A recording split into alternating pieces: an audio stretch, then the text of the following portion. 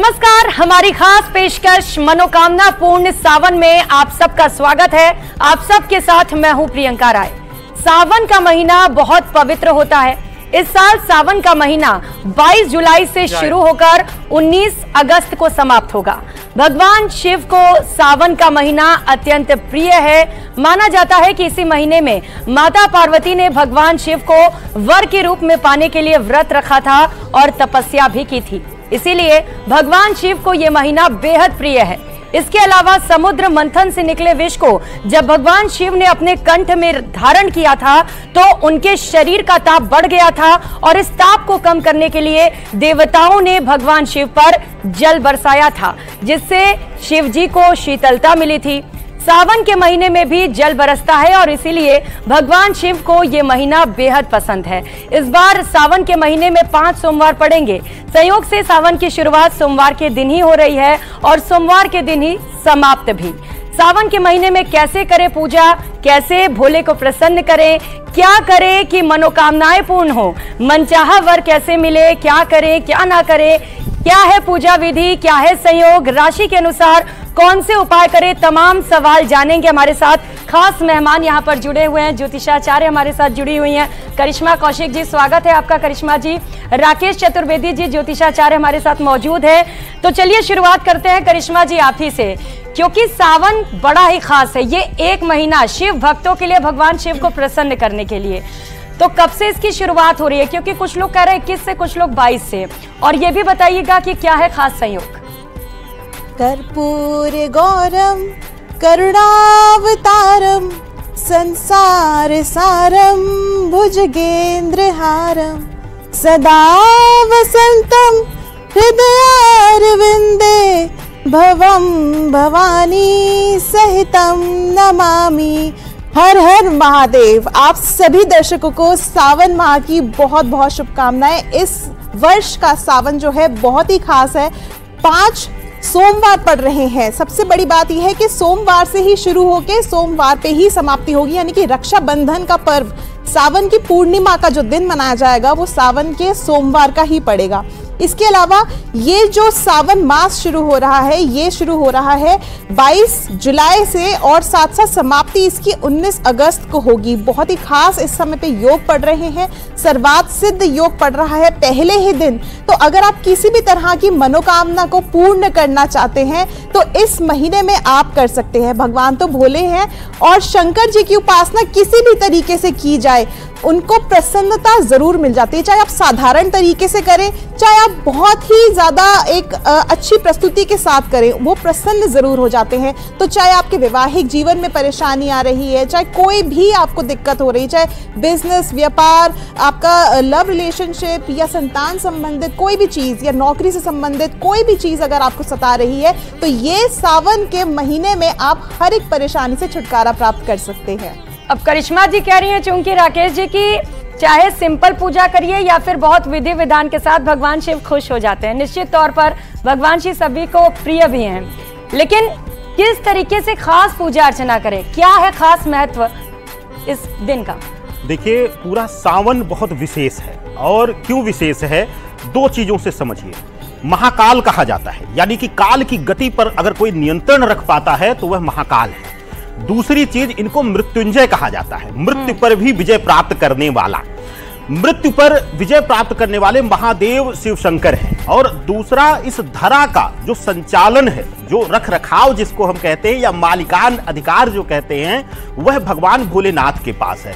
और उपासना के लिए कहा जाता है कि अगर हृदय से समर्पित भाव से अगर आप एक लोटा जल या अक्षत भी यानी चावल भी, अखंडित चावल भी अर्पित करते हैं, समर्पण मांगते हैं भोलेनाथ, कहते हैं कि भोले को समर्पण चाहिए, कोई विशेष वस्तु, कोई विशेष सामग्री इनको नहीं चाहिए। तो अगर आप समर्पित मन से, समर्पित भावना से अगर सिर्फ एक लोटा जल ले जाकर के भी उस भावना से अर्पण करते हैं तो भगवान भोलेनाथ प्रसन्न होकर मनोवांछित वर की प्राप्ति कराते हैं। यही एक कारण है कि गृहस्थ जीवन में सोचिए कि एक सन्यासी शैव धर्मी है भगवान भोलेनाथ, और फिर भी हमारे सांसारिक जीवन में, जो वैवाहिक जीवन में, गृहस्थ जीवन में सबसे अधिक अगर कोई पूजनीय है तो वह भगवान भोलेनाथ हैं। मनवांछित वर प्राप्त करने के लिए विशेष करके कन्याएं इनका निरंतर व्रत करती हैं, निरंतर इनके लिए तप करती हैं। तो इस धरा पर अगर कुछ भी मूल चीज की प्राप्ति आपको करना है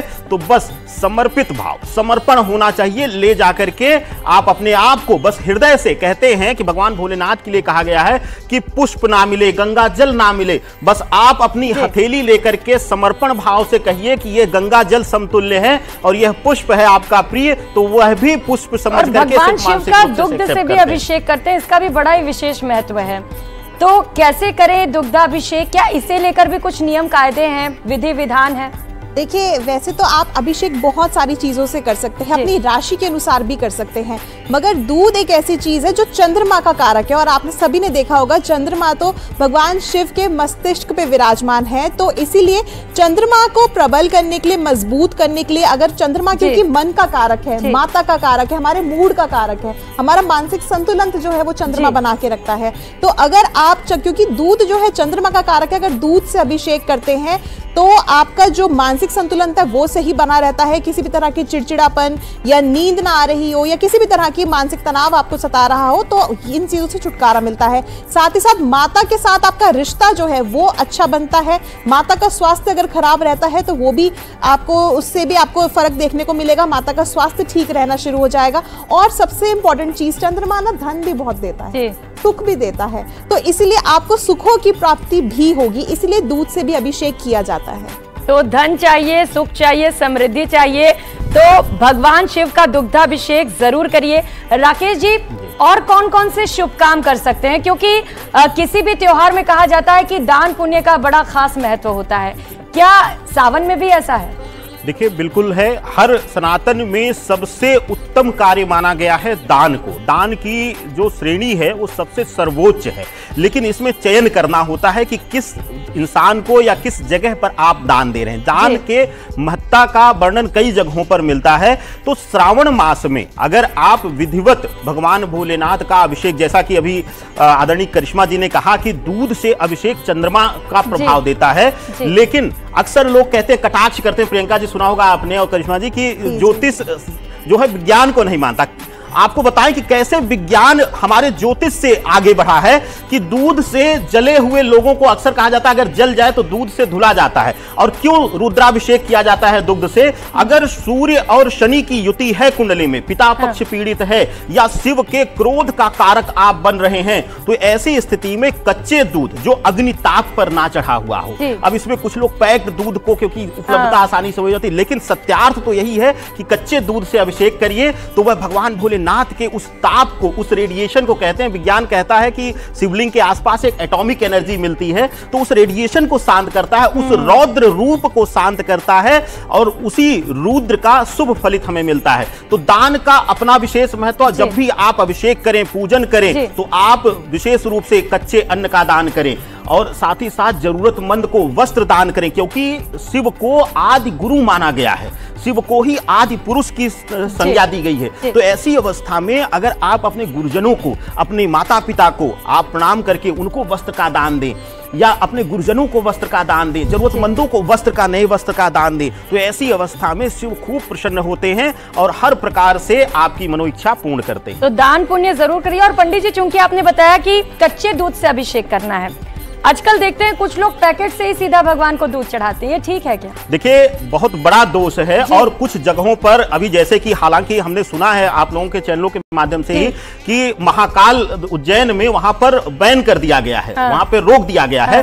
क्यों? क्योंकि जब दूध की क्वालिटी, वह जो गौशाला से निकलता है, जब गौदुग्ध होता है देसी गाय का, वह बहुत पुनीत माना जाता है और उसमें औषधीय गुण है, तो उससे जब हम अभिषेक करते हैं तो वह उसका लाभ हमें मिलता मिलता है। और आजकल आप लोग देखे होंगे कि लोग कोसते हैं कि अरे हमने पूजा किया, हमने अनुष्ठान किया, उसका फल नहीं मिला। क्यों मिलेगा फल? जब आप सही विधान से किसी को भोजन नहीं देंगे, आप किसी को बुलाइए और बासी भोजन करा करके छोड़ दीजिए, कितना संतृप्त होगा। तो इसी प्रकार से भोलेनाथ के साथ भी है कि आप प्रयास करिए कि शुद्ध कच्चे दूध से करिए, और ना मिल पाए तो पैक दूध का व्यर्थ मत करिए। आप उसको वहां पर कुशा युक्त जल, यानी कि जल में कुशा डाल लीजिए या कुशा पीस करके उसको छान करके उसमें जल ले लीजिए और उससे अभिषेक करिए। तो वही पुनीत जो है वह कर्म आपका समझा जाएगा, जो गौ से आप। ब्रेक के बाद आप सभी का स्वागत है। चूंकि सावन के महीने को लेकर बातचीत हो रही है, भगवान शिव को कैसे प्रसन्न करे, इसे लेकर सवाल जवाब हो रहा है। तो ऐसे में यह भी जरूरी है कि कुंवारी कन्याओं का भी जिक्र किया जाए, क्योंकि कई कन्याएं परेशान हैं। सवाल है उनके मन में कि आखिर शादी क्यों नहीं हो रही है। करिश्मा जी, बड़ा खास होता है सावन का महीना कुंवारी कन्याओं के लिए, उनके लिए पूजा के क्या विधि विधान है जिससे कि उन्हें बढ़िया वर मिल सके? देखिए, अगर आप ये सोच रहे हैं कि जो 16 सोमवार के व्रत हम कब से आरंभ करें, तो सावन एक ऐसा महीना है जिससे आप आरंभ कर सकते हैं। 5 व्रत तो आपके यहीं पे ही संपन्न हो जाएंगे, बाकी के आगे आप कर सकते हैं। तो एक तो आप 16 सोमवार के व्रत रखना आरंभ कर सकते हैं। दूसरी चीज, सुबह उठ करके आपको स्नान करना बहुत जरूरी है। और ये ऐसा नहीं कि सिर्फ कुंवारी कन्याएं, ये हर एक व्यक्ति के लिए है कि सुबह उठ के स्नान करके स्वच्छ वस्त्र धारण कर लें और डेली नियमित रूप से जो है आप शिवलिंग पर जल जरूर अर्पित करें। अगर दूध नहीं, जैसे अभी पंडित जी बता रहे थे, अगर दूध नहीं है या किसी भी अन्य तरह की आपको परेशानी है, तो केवल आप जो है भाव के साथ जल भी अर्पित कर सकते हैं। गंगा जल मिला लें तो बेहतर रहेगा, कुशा मिला लें तो और बेहतर रहेगा। इसके अलावा जो है आप बेलपत्र और साथ साथ धतूरा ये सब जरूर अर्पित करें। महादेव की पूजा आराधना जरूर करें। इस दौरान जो है शिव चालीसे का पाठ जरूर करें। शिव चालीसे का पाठ एक ऐसा पाठ है जो आपको हर तकलीफ से छुटकारा दिलाता है। शिव चालीसे का पाठ करने से ही आपके मन में जितने प्रश्न होंगे वो सभी के उत्तर आपको मिल जाएंगे। और अगर आपको सही वर नहीं मिल रहा है, अगर आपको बार बार धोखा मिल जाता है, या अगर आपकी शादी कई बार टूट चुकी है, या आप जैसा वर प्राप्त करना चाहते हैं वैसा नहीं कर पा रही हैं, तो इस समय पर आप मंगला गौरी की उपासना जरूर करें। क्योंकि जब सावन के मंगलवार के दिन जब आप पूजा आराधना करते हैं माता की, तो उससे आपको सही तरह का उत्तम वर मिलता है, मनचाहा वर मिलता है। तो मंगला गौरी की पूजा आराधना जरूर करें, माता को श्रृंगार जरूर अर्पित करें और इसके साथ साथ माता की पूजा आराधना जरूर करें। दुर्गा सप्तशती का पाठ करें। इस समय पे जितना माता का नाम लेंगे उतना भोले प्रसन्न होंगे, जितना भोले का नाम लेंगे उतना ही माता प्रसन्न होंगी। इसके अलावा गठबंधन कलावे से, जिसको मोली भी कहते हैं, मोली और कलावे से जो है गठबंधन भी आप शिवलिंग और माता पार्वती का जरूर करवाएं। साथ साथ गुलाब के पुष्प जरूर माता को अर्पित करें, बहुत खास रहेगा। और अगर आप विवाहित महिला हैं, आपका विवाहित जीवन ठीक नहीं चल रहा है, तो माता को सिंदूर अर्पित करें और पंडित जी को बोल करके भेंट में आप उनसे वापस से वो सिंदूर ले लें और नियमित रूप से उस सिंदूर को अपनी मांग में धारण करना शुरू करें। आप देखिएगा आपके वैवाहिक जीवन में जितनी भी कष्ट आ रहे थे वो समाप्त हो जाएंगे। और कोई ना कोई आभूषण आपकी जितनी इच्छा हो, जितना आप कर सके, कोई ना कोई आभूषण सावन के महीने में माता को जरूर अर्पित कर दे, ये बहुत ही खास रहेगा। बिल्कुल, सावन का महीना ही खास है। भगवान शिव को कैसे प्रसन्न करें, और खास तौर पर वो कुंवारी कन्याएं जो परेशान है, विवाह नहीं हो रहा है, या वो महिलाएं जो शादी के बाद खुश नहीं है, कोई ना कोई परेशानी चली आ रही है, वो ये उपाय कर सकते हैं। राकेश जी, आपसे जानना चाहूंगी, चूंकि एक मंत्र है ओम नमः शिवाय, ये मंत्र सभी को पता है, इसका जाप भी करते रहते हैं, क्या कोई खास और मंत्र है जिसका जाप करे सावन के महीने में? देखिए, माँ गौरी के लिए और भगवान भोलेनाथ के लिए यह सावन माह जो है, सबसे बड़ी चीज कि इस माह की महत्ता जब आप लोग समझ लेंगे तो उपासना करने में आपको आसानी हो जाएगी। यह सामूहिक शिव परिवार की उपासना करने का महीना है। तो जैसा कि अभी आदरणीय करिश्मा जी ने कहा कि जितना माँ गौरी की प्रार्थना करेंगे उतना शिव प्रसन्न होंगे, और जितना शिव की आराधना करेंगे उतना माँ गौरी खुश होंगी। जब पति का वर्णन होता है या उसकी गुणगान होता है तो पत्नी बड़ी प्रसन्न होती है। बिल्कुल। तो ऐसी स्थितियों में शिव का बीज मंत्र है ओम हौं जी। ओम हौं। अगर मंत्र कुछ भी ना कर पाए तो सूक्ष्म लघु मृत्युंजय करिए, ओम हौं जूं सह, या आप पंचाक्षरी मंत्र जो है नमः शिवाय, यह मंत्र आप करें। आपके जीवन में हर प्रकार से विघ्न बाधा दूर होगी। और दूसरी चीज आप सभी को बता दें कि नर्मदा को शिवपुत्री कहा जाता है, कुंवारी नदियों में सबसे पुनीत नदी स्थान आता है। तो अगर आप नर्मदा का जल लेकर और नर्मदेश्वर शिवलिंग पर अभिषेक करते हैं, इस पूरे सावन भर में किसी भी दिन कर दीजिए, या तो अमावस्या तिथि में कर दीजिए या अंतिम दिवस पूर्णिमा तिथि में कर दीजिए, तो ऐसी अवस्था में आपके जीवन से किसी भी प्रकार की बाधा होगी और किसी विशेष लक्ष्य की प्राप्ति को लेकर अगर आप बढ़ रहे होंगे, उसमें रुकावट आ रही होगी, तो वह हर प्रकार से दूर होगी और आपके जीवन में जैसे पहले दिन सर्वार्थ सिद्ध योग मिल रहा है, वैसे ही आप हमेशा अपने लक्ष्य पर सिद्ध साबित होंगे। आपके जीवन में सिर्फ कामयाबी रहेगी। तो कामयाबी चाहिए तो जो उपाय बताए हैं पंडित जी ने उसे जरूर करिएगा। और चलिए अलग अलग राशि फल पर भी नजर डाल लेते हैं, क्योंकि कहते हैं कि हर दिन लोगों के योग बदलते हैं, संयोग बदलते हैं। राशियों के लिए कोई दिन शुभ होता है, कोई दिन अशुभ। सावन का महीना अलग अलग राशियों पर क्या इम्पैक्ट डालेगा, क्या असर डालेगा? देखिए, सावन के महीने में ना सबसे एक खास बात होती है कि आप कोई भी कार्य करें और भगवान शिव की पूजा करें, वो सिद्ध हो जाता है। मगर ये पूजा ना सच्चे मन से होनी चाहिए। मैंने बहुत सारे लोगों को देखा है अहंकार के साथ पूजा करते हैं। और दूसरा, जब आप मंदिर में भगवान शिव का अभिषेक करते हैं, बेलपत्र चढ़ाते हैं, तो मैंने ये हमेशा देखा है, अक्सर नहीं हमेशा देखा है कि लोग ना दूसरों के बेलपत्रों को उतार करके अपना चढ़ाने की कोशिश करते हैं। ऐसा नहीं है, आप केवल भावना से चढ़ाइए। भगवान शिव को जितना सजाएंगे उतना अच्छा, उनके ऊपर से कुछ उतारे नहीं, अपना और चढ़ा दे ताकि उनके ऊपर रंग जो है वो आपका चढ़े। इसके अलावा अगर बेलपत्र नहीं है तो बेलपत्र भी आप किसी का भी, कोई भी बेलपत्र हो, चाहे वो पेड़ से गिरा हुआ हो, अगर आप उसको साफ जल से धो करके भी भगवान शिव को अपने नाम से अर्पित कर देंगे तो वो भी जो है भगवान शिव तक पहुंच जाता है। इसके अलावा इस महीने में कोई भी कार्य अगर आप करते हैं तो वो संपूर्ण जरूर होगा, मगर आपके भाव जो है वो सही होने चाहिए। किसी के लिए नकारात्मक ना सोचें, अहंकार ना दिखाएं। इसके अलावा इस समय पे अगर शनि से संबंधित कोई भी दोष चल रहा है, शनि की अढ़ैया है, शनि की महादशा है, या शनि आपका जो है 6, 8 और 12 भाव में है, तो कहीं ना कहीं जितनी भी परेशानियां हैं आपको अगर उससे मिल रही हैं, तो कहीं ना कहीं ये भी आपको इन सब चीज़ों से भी छुटकारा मिल सकता है, क्योंकि भगवान शनिदेव के गुरु भगवान शिव भी माने गए हैं। तो इसीलिए जो है अगर आप भगवान शिव की उपासना करते हैं, शिवलिंग पर अगर आप जो है शमी के पत्ते अर्पित करते हैं, जो कि एक तरह से हम शमी के पत्तों का जो कहीं ना कहीं कनेक्शन देखते हैं वो शनि से देखते हैं, तो आपके शनि से संबंधित भी परेशानियां हल हो जाती हैं। बहुत सारे लोग कहते हैं राहु से संबंधित पीड़ा है। राहु जो है वो कहीं ना कहीं बाधा डालता है, और बिल्कुल डालता है, इल्यूजन्स पैदा करता है, कोई भी काम आपका रोक देगा, जिसकी वजह से बहुत सारे लोग काम नहीं कर पाते। अगर काल सर्प दोष है, क्योंकि काल सर्प दोष एक ऐसे दोष है जो काम बनते बनते बिगाड़ देता है, तो वो राहु केतु की वजह से ही बनता है। अगर इस तरह का भी कोई दोष है तो एक नाग नागिन का जोड़ा आप भगवान शिव को अर्पित कर दीजिए, शिवलिंग पर अर्पित कर दीजिए। और खास तौर से सांप जो उनके सर्प हैं उनको जो आप जल जरूर अर्पित करें, ताकि आपके जीवन में चाहे राहु केतु से संबंधित दोष हो, चाहे चंद्रमा से संबंधित दोष हो, चाहे शनि से संबंधित कोई भी दोष हो, ये उपाय जरूर करिएगा। जो दिक्कतें आ रही हैं आपकी जिंदगी में वो खत्म होंगी, खुशहाली आएगी निश्चित तौर पर। राकेश जी, अलग अलग राशियों पर नजर डालते हुए, क्योंकि सावन का महीना कहते हैं कि राशियों पर भी असर डालता है, कौन सी राशि के लिए अच्छे दिन आने वाले हैं?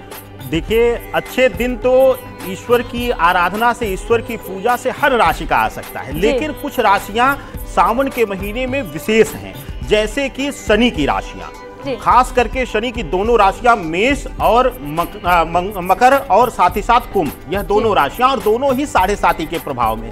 साथ ही साथ मंगल की राशि वृश्चिक राशि, जो कि ढैया के प्रभाव में है। चंद्रमा, शनि चंद्रमा की युति बनकर के विष योग का निर्माण करता है, तो कर्क राशि। यह 4 राशियां ऐसी हैं, इनके जीवन में किसी भी प्रकार की मानसिक पीड़ा है, रिश्तों में पीड़ा मिल रही है, या अनएक्सपेक्टेड तरीके से इंटरव्यूज दे रहे हैं, या कॉम्पिटिटिव एग्जाम्स की तैयारी कर रहे हैं, रुकावटें आ रही हैं। आपने मेष राशि का जिक्र किया है, तो क्या उपाय हैं अलग अलग राशियों के लिए? देखिए, जितने भी मंगल की राशि हैं, मेष हुआ, वृश्चिक हुआ, इनके लिए सबसे अच्छा है लाल पुष्प लेकर के या लाल चंदन से अभिषेक करिए, नमः शिवाय या ओम नमो भगवते रुद्राय, इस मंत्र के साथ आप अभिषेक करिए। अगर आप शुक्र की राशि है, जैसा कि वृष है और साथ ही साथ तुला है, इनके जीवन में वैवाहिक रूप से अगर कोई रुकावट आ रही है या फिर दिक्कतें आ रही हैं, तो वह सफेद पुष्प के साथ श्वेत चंदन अर्पित करें या लेपन करें, तो उनके जीवन में हर तरीके से रिश्ते में अगर पीड़ा आ रही होगी वह दूर हो जाएगी। इसी प्रकार से अगर देखा जाए बुध की राशियां, क्योंकि बुध भी प्रभावित होता है, कहते हैं कि रुद्र जो है, शिव जो है, वह हर ग्रह को नियंत्रित करते हैं। तो ऐसे अवस्था में बुध की राशियां जो कन्या है और मिथुन है, इन दोनों के लिए जो नौकरी में है उनके लिए रुकावटें आ रही हैं, बेवजह के कलीग्स उनके लिए मुसीबतें पैदा कर रहे हैं, या वरिष्ठ से कुछ न कुछ नोकझोंक या वाणी भाव से पीड़ित हैं, तो वह सिंपली कुछ और राशियां बची हुई हैं। ऋषभ, मिथुन, चाहेंगे कि करिश्मा से उनको अभिषेक फटाफट बता दीजिए कुछ और राशियां, क्योंकि सभी राशि वाले इंतजार कर रहे हैं। देखिए, सबसे पहले हम पूरी 12 राशियों की बात करेंगे। हम बात करेंगे कि आपको जल अभिषेक जो है किस तरह से करना है, क्योंकि जल अभिषेक से ही आपके सारे जो दुख हैं उनसे आपको छुटकारा मिल जाएगा। और ये 30 दिन बहुत खास होते हैं जल अभिषेक करने के लिए। कोशिश कीजिए नियमित रूप से मंदिर जाएं, शिवालय जाएं और जल अभिषेक जरूर करें। पहली राशि मेष के लिए मैं कहूंगी, जैसे भी पंडित जी ने बताया, कि लाल पुष्प जरूर अर्पित करें, गुड़ डाल के जल में जल अभिषेक करें। वृश्चिक की बात करेंगे, दूध से अभिषेक करें। मिथुन की बात करेंगे, गन्ने के रस से अभिषेक करें। कर्क की बात करेंगे, दूध से अभिषेक करें, बहुत खास रहेगा, या सफेद चंदन अर्पित कर दें। इसके अलावा सिंह की बात करेंगे, आप तांबे के लोटे से जो है, तांबे के पात्र, कोई भी तांबे का पात्र ले लें, उसमें जल डाल करके अभिषेक करें, खास रहेगा। इसके अलावा हम बात करेंगे कन्या की। कन्या के लिए भी बेहतर रहेगा कि आप लोग जो है गन्ने के रस से अभिषेक करें। बात करेंगे तुला की, तो आप लोगों के लिए बेहतर रहेगा इत्र डाल करके अभिषेक करें। वृश्चिक की बात करें तो वृश्चिक के लिए गुड़ डाल करके अर्पित करें। इसके अलावा हम बात करें अगर धनु राशि की, तो धनु राशि के लिए गेहूं डाल करके आप जल में अभिषेक कर दें। मकर राशि की बात करें तो मकर राशि के लिए बेहतर रहेगा कि आप लोग लौंग डाल करके अभिषेक करें। इसके अलावा अगर हम बात करें कुंभ राशि की, तो तिल डाल करके जल में अभिषेक करें। और अंतिम राशि मीन की बात करें तो मीन राशि के लिए अच्छा रहेगा कि आप लोग जो है किसी भी तरह से भगवान जी को पीला चंदन जरूर अर्पित करें, चाहे जल में डाल करके ही अर्पित कर दें। हल्दी का सेवन ना करें, बिल्कुल भी हल्दी नहीं चढ़ाई जाती है। शंख से कभी भी भगवान शिव जी का जो है अभिषेक नहीं किया जाता है। कोशिश करें कि आप केवल तांबे के पात्र से, मिट्टी के पात्र से ही अभिषेक करें। राकेश जी, मिथुन और कर्क पर भी जरा नजर डालेंगे, उनके लिए क्या खास उपाय है? देखिए, मिथुन और कर्क दो राशियां ऐसी हैं जो ना चाहते हुए भी शनि से पूर्ण प्रभावित रहती हैं, और अष्टम रुद्र कहा गया है शनि को। तो ऐसी अवस्था में यह दोनों राशियों के लिए सबसे अच्छा है, जो खास करके इनको मिलता है अनएक्सपेक्टेड तरीके से मानसिक तनाव, चाहे वह कार्यस्थल हो, चाहे वह इनके पर्सनल जीवन में हो, तो कहीं ना कहीं व्यक्तिगत रूप या फिर प्रोफेशनल रूप से यह हमेशा कुछ न कुछ उलझे हुए रहते हैं। तो ऐसी स्थितियों में अगर आप, जैसे कि आपने कहा कि मिथुन राशि वाले विशेष रूप से यहाँ पर जो है वह अभिषेक करे कुशा से, कुशा युक्त जल से, या कुशा उन पर अर्पित भी कर सकते हैं। तो ऐसी अवस्था में उनसे प्रभु प्रसन्न होते हैं। और कर्क राशि वालों के लिए सबसे उत्तम माना गया है कि जल में वह शनि की पीड़ा भी शांत करें, और जिसकी कुंडली में अगर शनि चंद्रमा की युति है तो उसके लिए विशेष उपाय हो जाता है कि जल में हल्का सा काला तिल डाल ले और उसी से अभिषेक करिए, अद्भुत रहेगा। कुंभ के लिए देखिए, कुंभ ऐसी राशि है, कुंभ को आप लोगों ने देखा होगा कि विगत 3 वर्षों से लगातार या किसी न किसी विषय पर उलझे हुए, खास करके कानूनी विषय। ऐसे स्तर पर जब भी कानूनी विषयों में हम रहते हैं तो 2 चीजों का मिश्रण करिए। पहला कि आप वहां पर शहद से अभिषेक कीजिए, और शहद के बाद वहां पर उनको चंदन लेपन जरूर करिए, या चंदन के इत्र का लेपन करिए, तो उससे पूर्णतया सुख प्राप्ति। तस्वीरें देखकर समझा जा सकता है कि पूरे गिर सोमनाथ में सैलाब किस कदर तबाही मचा रहा है। प्राची तीर्थ पर मौजूद माधव राय मंदिर बाढ़ में समा गया है। ऊपरी इलाकों में हो रही बारिश की वजह से सरस्वती नदी में जबरदस्त तूफान है। बाढ़ का पानी अपनी सीमा से कई मीटर की ऊंचाई पर बह रहा है, जिस वजह से यहां लोग डरे सहमे हैं। दावा किया जा रहा है कि एक ही दिन में हुई 6 इंच बारिश ने सब कुछ डुबोकर रख दिया है। शॉपिंग कॉम्प्लेक्स से लेकर घरों तक पानी ही पानी नजर आ रहा है। पंपिंग सेट से पानी को निकालने की कोशिश भी हो रही है, लेकिन बारिश इतनी ज्यादा हो रही है कि सारी व्यवस्थाएं सड़क पर उमड़े सैलाब के साथ बह गई हैं।